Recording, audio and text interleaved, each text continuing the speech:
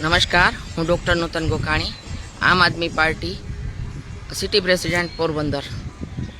સ્થાનિક સ્વરાજ્યની ચૂંટણીના ફોર્મ જ્યારથી ભરાણા ત્યારે આમ આદમી પાર્ટીના 39 જેટલા ફોર્મ ના ઉમેદવારો મળેલા હતા પોરબંદર ખાતે મહાનગરપાલિકામાં, જેને અમે એક સ્ટ્રિક્ટલી ફોલોથી લડતા હતા.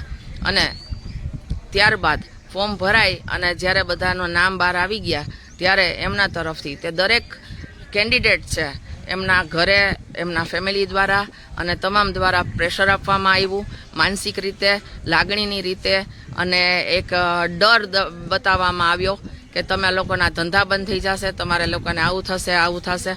એટલે આ રીતે તમામના મોરલ તોડવામાં આવ્યા અને જ્યાં પૈસા હોય તો પૈસાની ઓફર કરવામાં આવી.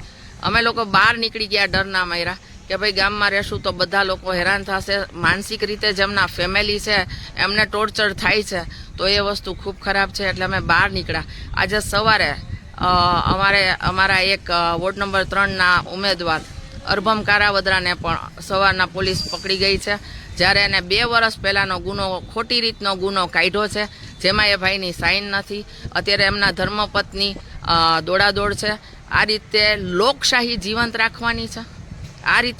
જીવંત રાખવાની છે કે તમારે કોઈ સામે પક્ષ જોતો જ નથી.